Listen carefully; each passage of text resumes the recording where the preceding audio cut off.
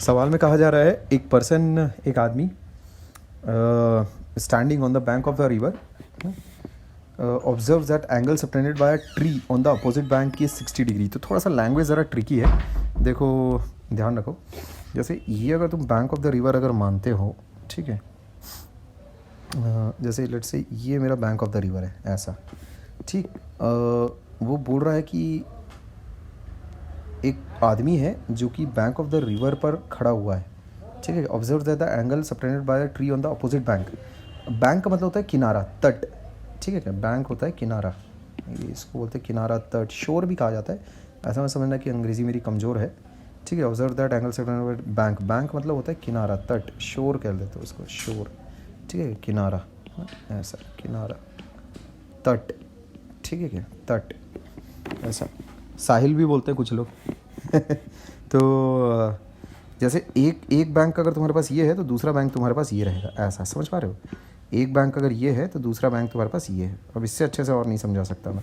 तो यहाँ एक तुम्हारे पास ये एक पेड़ रखा हुआ है, पेड़ एक खड़ा है मतलब, तो ये जो पेड़ है ऑन द अपोजिट बैंक, ठीक है, angle subtended bye a tree on the opposite bank है 60 डिग्री, ऐसा।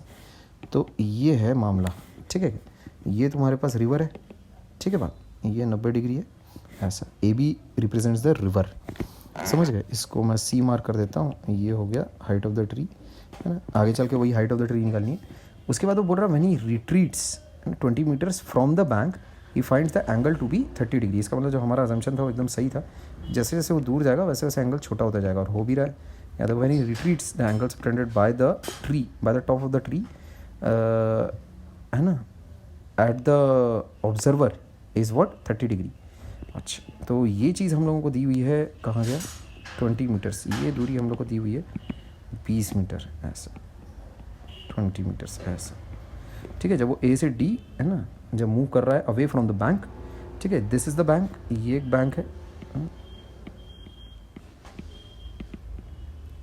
और ये भी this is another bank, opposite bank कह लो, ऐसा। दोनों बैंक ऑफ द रिवर है, समझ गए। तो ऑब्जर्वर कहाँ पर खड़ा है तुम्हारे पास, ए पर, ठीक है क्या, ऐसा। तो गिवन डेटा में सब कुछ कैसा अपने को डिस्क्राइब करना पड़ेगा अच्छे से, है ना। तो A is location of observer, A B is width of river, B C is height of tree, D is new location of observer,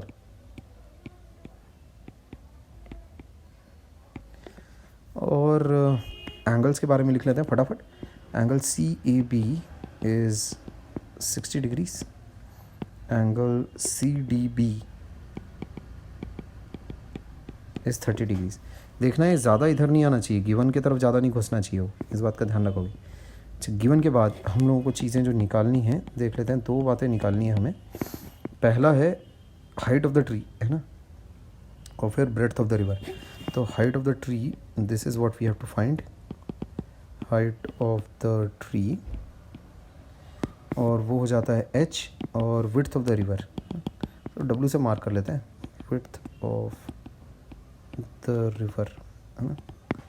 let's say we mark it as w, ये हो गया तुम्हारा w, ऐसा, ठीक है, ऐसा बढ़िया। तो अब बस सॉल्व करना शुरू करना है, बस और तो कुछ है नहीं इसमें। तो अब 2 ट्रायंगल वाले सवाल अब तुम भी कर लेते हो, ठीक है। तो सॉल्व मेरे ख्याल में अब तुम कर लोगे इस चीज़ को, ठीक है। तो यहाँ देखो सबसे पहला, अच्छा मैं ही, चलो इसको मैं ही करके दिखा देता हूँ। In triangle A B C है तुम्हारे पास जैसे, है ना, तो उसमें tan 60 लगाओ, ठीक है, कितना आएगा देखो,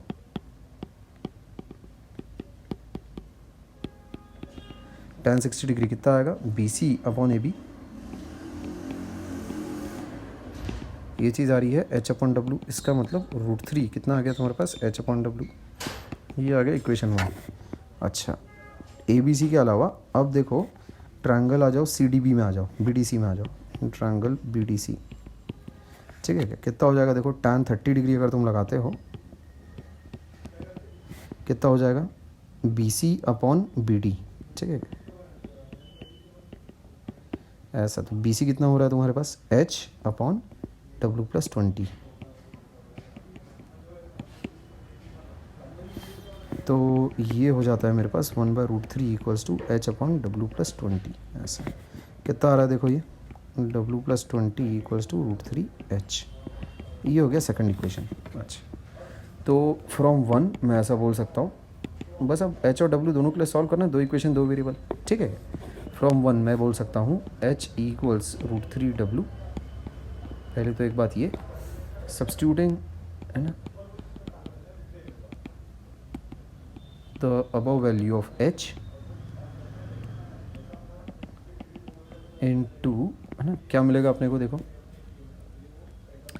w+20 इक्वल्स टू √3h की जगह मैं ये लिख लेता हूँ ऐसा। कितना आ रहा है देखो, 3w आ गया है, इसका मतलब 2w इस 20, इसका मतलब w आ जाता है तुम्हारे पास 20/2 विच इज़ नथिंग बट 10, ठीक है। ये आ जाता है मेरे पास, तो w की वैल्यू आ गई 10। नाउ h मुझे पता है √3w होता है ना,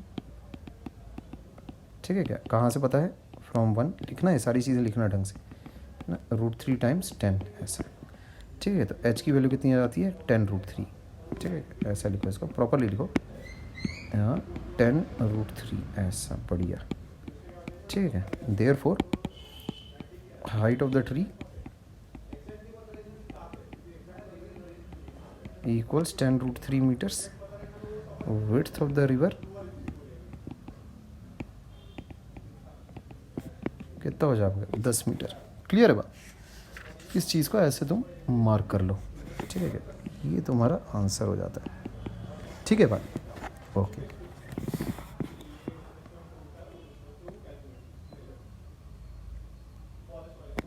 दो ट्रायंगल वाला काम है ना, ABC और BDC दोनों में लगाकर बस बढ़िया अपना खल्लास, ठीक है क्या, ठीक है।